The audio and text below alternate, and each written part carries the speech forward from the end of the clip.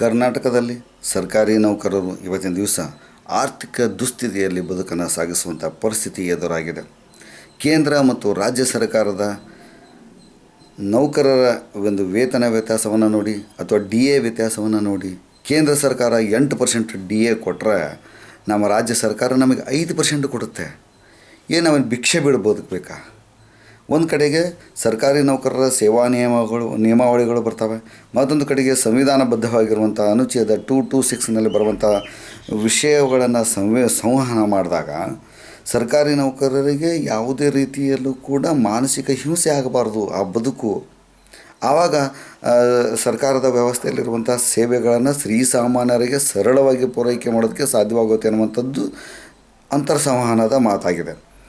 ಇಲ್ಲಿ ಸರ್ಕಾರಿ ನೌಕರರನ್ನು ಪುಡಿಗಾಸೆಯನ್ನು ಕೊಟ್ಟುಬಿಟ್ಟು 24 ಅವರ್ಸು ಕೆಲಸ ಮಾಡುವಂತಾರೆ. ಸರ್ಕಾರಿ ಹಲವಾರು ಯೋಜನೆಗಳನ್ನು, ಸರ್ಕಾರದ ಯೋಜನೆಗಳನ್ನು ಶ್ರೀಸಾಮಾನ್ಯರಿಗೆ ತಲುಪಿಸುವಲ್ಲಿ 80% ಸರ್ಕಾರಿ ನೌಕರರು ಇವತ್ತಿನ ದಿವಸ ಪ್ರಾಮಾಣಿಕವಾಗಿ ಕೆಲಸ ಮಾಡ್ತಾಯಿದ್ದಾರೆ. IAS ಅಧಿಕಾರಿಗಳು ತಮ್ಮ ಲಾಭಕ್ಕಾಗಿ ಬಡದಾಡ್ತಾ ಇದ್ದರೆ ತಮ್ಮ ದೈನಂದಿನ ಬದುಕನ್ನು ಸಹಜವಾಗಿ ನಿರ್ವಹಣೆ ಮಾಡೋಕ್ಕಾಗದೇ ಇರುವಂಥ ದುಸ್ಥಿತಿಯಲ್ಲಿರುವಂಥವ್ರು ಕೆಲವರು ಎಲ್ಲೋ 10 ರೂಪಾಯಿ ಕೈ ಚಾಚಿದ್ರೆ ಅದನ್ನು ಭ್ರಷ್ಟಾಚಾರ, ಲಂಚ ಅಂತೀರ. ಸಾವಿರಾರು ಕೋಟಿ ರೂಪಾಯಿ ಲೂಟಿ ಮಾಡಿದಂಥ ಜನಪ್ರತಿನಿಧಿಗಳನ್ನು ಈ ಕಾನೂನಿಗೂ ಏನು ಕಿತ್ಕೊಳ್ಳೋಕ್ಕಾಗಿಲ್ಲ. 10 ರೂಪಾಯಿ ತಿಂದಾನ ಅಂತ ಲೋಕಾಯುಕ್ತರು ಬಂದು ರೈಡ್ ಮಾಡ್ತಿರಲ್ಲ, ಲೋಕಾಯುಕ್ತರು ನೀವೆಷ್ಟರ ಮಟ್ಟಿಗೆ ಸತ್ಯಹರಿಶ್ಚಂದ್ರ ಇದ್ದೀರಿ ಅಂತ ಗೊತ್ತಾ? ಒಂದು ದೂರು ಕೊಟ್ಟರೆ FIR ಇರಲಿಲ್ಲ.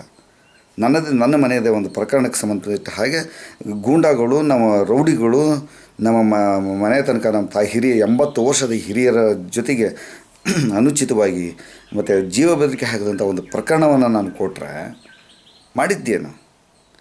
ಸರ್ಕಾರದ ವಸತಿ ಯೋಜನೆಯೊಳಗೆ ಕೋಟ್ಯಾಂತರ ರೂಪಾಯಿಗಳೆಲ್ಲ ಲೂಟಿ ಮಾಡಿದ್ದಾರೆ ಅಂತಂದು ಹೇಳಿ ನಾನು ದೂರು ಕೊಟ್ಟರೆ, ಅದಕ್ಕೆ ಸಂಬಂಧಪಟ್ಟಂತೆ ನಾನು ಸಾಕ್ಷಿ ಕೊಟ್ಟರೆ, ದಾಖಲೆಗಳನ್ನು ಕೊಟ್ಟರೆ FIR ಇರಲಿಲ್ಲ. ನಾವು ರಿಜಿಸ್ಟ್ರಾರಿಗೆ ಕಳಿಸಿದ್ದೀವಿ ಸರ್, ಫೋನ್ ಮಾಡಿದರೆ ಹೇಳೋದಂಥ ಮಾತುಗಳಿವು. ಹಾಗಾಗಿ ಲೋಕಾಯುಕ್ತವನ್ನು ಸರ್ಕಾರ ರದ್ದು ಮಾಡಬೇಕು. ಸರ್ಕಾರಕ್ಕೆ ಕೇಂದ್ರ ಸರ್ಕಾರದ ಸರಿ ಸಮಾನವಾಗಿ ಸರ್ಕಾರಿ ರಾಜ್ಯ ಸರ್ಕಾರಿ ನೌಕರರಿಗೂ ವೇತನವನ್ನು ಶ್ರೇಣಿ ಕೊಡಬೇಕು. ಈ ಕಡೆಗೆ DA BA ಎಲ್ಲವನ್ನೂ ಹೆಚ್ಚುವರಿ ನಾವು ಕೊಡಲೇಬೇಕು. ಇಲ್ಲದೆ ಹೋದರೆ ಭ್ರಷ್ಟಾಚಾರ ಆಗೇ ಆಗುತ್ತೆ. ದಿನನಿತ್ಯದಲ್ಲಿ ಭ್ರಷ್ಟಾಚಾರ ಆಗ್ತಾ ಇರೋದಕ್ಕೆ ಕಾರಣ ರಾಜಕಾರಣಿಗಳೇ ಹೊರತು ಸರ್ಕಾರಿ ನೌಕರರಲ್ಲ. ನಾವು ಪ್ರಾಮಾಣಿಕವಾಗಿ ದುಡಿತಾ ಇದ್ದೇವೆ. ನಮಗೆ ಕೊಡಬೇಕಾದ ಅವಕಾಶಗಳನ್ನು, ಅನುಕೂಲಗಳನ್ನು, ಸೌಕರ್ಯಗಳನ್ನು ಹೆಚ್ಚುವರಿ ಕೊಟ್ಟಾರೆ ನಾವು ಖಂಡಿತ ಇನ್ನೂ ಹೆಚ್ಚಿನ ಪ್ರಾಮಾಣಿಕತೆಯಿಂದ ಕೆಲಸ ಮಾಡ್ತೀವಿ. ಆದರೆ ರಾಜಕಾರಣಿಗಳಷ್ಟು ಧನದಾಹ ನಮಗಂತೂ ಖಂಡಿತ ಇಲ್ಲ. ಕೊನೆ ಪಕ್ಷ ನಮ್ಮ ಬದುಕೋದಕ್ಕೆ, ನಮ್ಮ ಮಕ್ಕಳ ಶಿಕ್ಷಣಕ್ಕೆ ಪೂರಕವಾಗಿರುವಂಥದ್ದಕ್ಕೆ, ನಾವು ಆರ್ಥಿಕವಾಗಿ ಸಹಜವಾಗಿ ಒಂದು ಬದುಕನ್ನು ನಡೆಸೋದಕ್ಕೆ ಬೇಕಾಗಿರುವಂಥದ್ದನ್ನು ಕೊಟ್ಟರೆ ಆಯಿತು. ನೀವು ಇದೇ BPL ಕಾರ್ಡ್ ಹೋಲ್ಡರ್ಗಳಿಗೆ ಪ್ರತಿಯೊಂದು ಡಿಪಾರ್ಟ್ಮೆಂಟಿನಲ್ಲೂ ಇರುವಂಥ ಅವಕಾಶಗಳು ಮತ್ತು ಅಲ್ಲಿರುವಂಥ ಸೌಲಭ್ಯಗಳನ್ನು ನಾವು ನೋಡಿಬಿಟ್ರೆ, ಸರ್ಕಾರಿ ನೌಕರು ಮಾಡೋದು ಬೇಡ 10,000 ರೂಪಾಯಿ ಒಳಗಾಗಿ, ಅಂದರೆ ಯಾರು ಆರ್ಥಿಕ ಒಂದು ಬಡತನ ರೇಖೆಗಿಂತ ಆದಾಯ ಕಡಿಮೆ ಇರುವಂಥದ್ದು ಅಂತ ತೋರಿಸ್ಕೊಂಡ್ಬಿಟ್ಟಿದ್ದುಬಿಟ್ರೆ, ಇವು ಸಿಗುವಂಥ ಎಲ್ಲ ಸೌಲಭ್ಯಗಳನ್ನು ಅನುಭವಿಸ್ಬಿಟ್ರೆ ಸರ್ಕಾರಿ ನೌಕರಿಗಿಂತ ಹೆಚ್ಚು ಸುಖ ಪಡ್ತಾ ಇರೋದು ಅವರು ಬಡವರು. ಒಂದು ಕಡೆ ರಾಜಕಾರಣಿಗಳು ಇವರು ಕೋಟಿಗಟ್ಟಲೆ ಇವರು ಲೂಟಿ ಮಾಡ್ತಾರೆ, ಇವರು ಬಡತನದ ರೇಖೆಗಿಂತ ಕಡಿಮೆ ಇರುವಂಥ ಆದಾಯದವರು ನಾವು ಅಂತ ಹೇಳಿ ಇವರು ಎಲ್ಲ ಸರ್ಕಾರದ ಎಲ್ಲ ಸೌಲಭ್ಯಗಳನ್ನು ತೊಗೊಂಡು ಇವರು ಸುಖವಾಗಿದ್ದಾರೆ. ಇವರಿಬ್ಬರ ಮಧ್ಯೆ ನಾವು ಆ್ಯಸ್ ಎ ಸರ್ಕಾರಿ ನೌಕರರು ಅಥವಾ ಸರ್ಕಾರಿ ಅಧಿಕಾರಿಗಳು, ಅದರಲ್ಲೂ ವಿಶೇಷವಾಗಿ ದರ್ಜೆಯಲ್ಲಿ ಇರುವಂಥವ್ರು ಪಡಬಾರ್ದು ಕಷ್ಟಪಡ್ತಾಯಿದ್ದಾರೆ. ಅದು ಸರ್ಕಾರ ಏನು ಮಾಡ್ತಾಯಿದೆ? ನ್ಯಾಯಾಲಯಗಳು ಏನು ಮಾಡ್ತಾಯಿದೆ? ನ್ಯಾಯಾಧೀಶರು ತಮಗೆ 3 ಪಟ್ಟು ವೇತನಗಳನ್ನು ಹೆಚ್ಚಿಸಿಕೊಂಡ್ರು. ಅದೇ ಅವ್ರದ್ದೇ ಕೈ ಕೆಳಗಿರುವಂಥ ಕ್ಲರ್ಕುಗಳಿಗೆ ಇವತ್ತಿನ ದಿವಸ ರಾಜ್ಯ ಸರ್ಕಾರ ಕೊಡುವಂಥ ಪುಡಿಗಾಸಿನ ಪ್ರಕಾರ ಕೊಟ್ಬಿಟ್ಟು ಕೆಲಸ ತಗೋತಾ ಇದೆ. ನ್ಯಾಯಾಧೀಶರಿಗೊಂದು ನ್ಯಾಯ, ಸರ್ಕಾರಿ ನೌಕರರಿಗೊಂದು ನ್ಯಾಯ, ಒಂದು ಕಡೆ ರಾಜಕಾರಣಿಗಳಿಗೊಂದು ನ್ಯಾಯ, ಪುಂಡು ಪೋಖರಿಗಳಿಗೊಂದು ನ್ಯಾಯ. ಎಲ್ಲಿದ್ದಾರೆ ಈ ದೇಶದಲ್ಲಿ ಕಾನೂನುಗಳೇ ಸತ್ತೋಗ್ಬಿಟ್ಟಿದ್ದಾವೆ ಅನ್ನೋ ಸ್ಥಿತಿ ನಿರ್ಮಾಣ ಆಗಿದೆ. ಒಂದು ಕಡೆಗೆ ಆರ್ಥಿಕ ಸ್ಥಿತಿ ಕೂಡ ಇವತ್ತಿನ ದಿವಸ ದೇಶದಲ್ಲಿ ಸಂಕಷ್ಟಕ್ಕೊಳಗಾಗಿದೆ. ಹಾಗಾದ್ರೆ ನೀವು ಯಾರನ್ನು ಸಮಾಧಾನಗೊಳಿಸ್ತೀರಿ? ಹೇಗೆ ಸಮಾಧಾನಗೊಳಿಸ್ತೀರಿ?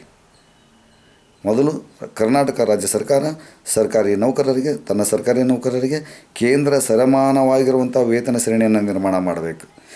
ಭ್ರಷ್ಟಾಚಾರ ಅಂಥದ್ದು ಇಲಾಖೆಯಲ್ಲಿ ಆಗ್ತಾಯಿಲ್ಲ. ಇಲಾಖೆಯ ಪ್ರಧಾನ ವ್ಯವಸ್ಥೆಯಲ್ಲಿರುವಂಥ IAS ಅಧಿಕಾರಿಗಳು, ಉನ್ನತ ಮಟ್ಟದಲ್ಲಿರುವಂಥ ಅಧಿಕಾರಿಗಳಿಂದಾಗಿ ಇವತ್ತಿನ ದಿವಸ ಕೆಳಮಟ್ಟದಲ್ಲಿ ಭ್ರಷ್ಟಾಚಾರ ವಿಸ್ತೃತವಾಗಿ ಹರಡ್ಕೊಂಡಿದೆ. ಪುಡಿಗಾಸಿನ ಅರ್ಧ ಹೊಟ್ಟೆ ತುಂಬಿಸುವಂಥ ಮತ್ತು ಅರ್ಧ ಸೌಕರ್ಯಗಳನ್ನ ಹೊಂದುವಂಥ ಆರ್ಥಿಕ ಸವಲತ್ತನ್ನು ನೀಡಿ, ನೀನು CSR ಇದೆ, ನೀನು ಇಂಥ ಕಾನೂನು ಇದೆ ಅಂತ ಅಡ್ಡ ತರ್ತಾರಲ್ಲ, ನಿಮ್ಗೆ ಯಾವ ಕಾನೂನುಗಳಿಲ್ವಾ? ಅಂಥ ಕಾನೂನುಗಳು ಅಂಥ ಕಾನೂನುಗಳಿಂದ ಶಾಂತಿ, ನೆಮ್ಮದಿ ಮತ್ತು ಸಹಜ ಮತ್ತು ಹೊಂದಾಣಿಕೆಯ ಬದುಕನ್ನು ನಿರ್ಮಾಣ ಮಾಡೋಕ್ಕೆ ಸಾಧ್ಯ ಇಲ್ಲ. ಹಾಗಾಗಿ ನಮ್ಮ ರಾಜಕಾರಣಿಗಳು, ನಮ್ಮ ಸರ್ಕಾರಗಳು ಮೊದಲು ಮಧ್ಯಮ ವರ್ಗದ ಜನರನ್ನು ರಕ್ಷಣೆ ಮಾಡಲಿ. ಇಲ್ಲದೆ ಹೋದರೂ ಒಂದು ಬಾರಿ ಇಡೀ ವ್ಯವಸ್ಥೆ, ಅರ್ಥವ್ಯವಸ್ಥೆ ಅಷ್ಟೇ ಅಲ್ಲ, ಸಾಮಾಜಿಕ ವ್ಯವಸ್ಥೆ, ರಾಜಕೀಯ ವ್ಯವಸ್ಥೆ, ಶೈಕ್ಷಣಿಕ ವ್ಯವಸ್ಥೆ, ಸಾಂಸ್ಕೃತಿಕ ವ್ಯವಸ್ಥೆ ಪ್ರತಿಯೊಂದು ಸರ್ವನಾಶ ಆಗಿ ಹೋಗುತ್ತೆ. ಸರ್ವನಾಶ ಆಗಿ ಹೋಗುತ್ತೆ. ಅದರ ಹಂತದಲ್ಲಿ ಭಾರತೀಯರ ಬದುಕು ಬರ್ಬರ ಆಗುತ್ತೆ. ಇದರಲ್ಲಿ ಎರಡನೇ ಅಂಶನೇ ಇಲ್ಲ. ಮೊದಲು ಸರ್ಕಾರಿ ನೌಕರರಿಗೆ ಕೇಂದ್ರ ಸಮಾನವಾದ ವೇತನ, ಇತರೆ ಭತ್ಯೆಗಳನ್ನು ಕೊಡೋದನ್ನು ರಾಜ್ಯ ಸರ್ಕಾರ ಮಾಡಬೇಕು. ನ್ಯಾಯಾಧೀಶರು ತಮಗೆ ತಾವು ತೊಗೊಂಡು ಕೈ ಬಿಟ್ಬಿಟ್ರಿ. ನಿಮಗೆ 30,000 90,000 ಗಟ್ಟಲೆ ಆಯಿತು ಪಗಾರ. ಉಳಿದವ್ರ ಗತಿ ಏನು? ನ್ಯಾಯಾಲಯ ಒಂದು ಕಡೆಗೆ ಅವ್ರಿಗೊಂದು ನ್ಯಾಯ ಇವ್ರಿಗೊಂದು ನ್ಯಾಯ ಅಂತ ಎಲ್ಲಾದರೂ ಕಾನೂನಲ್ಲಿ, ಸಂವಿಧಾನದಲ್ಲಿ ಇದೆಯಾ? ಇದ್ದರೆ ದಯವಿಟ್ಟು ಪ್ರಕಟ ಮಾಡಿ, ಸಾರ್ವತ್ರಿಕ ನಮಗೂ ಕೊಡಿ.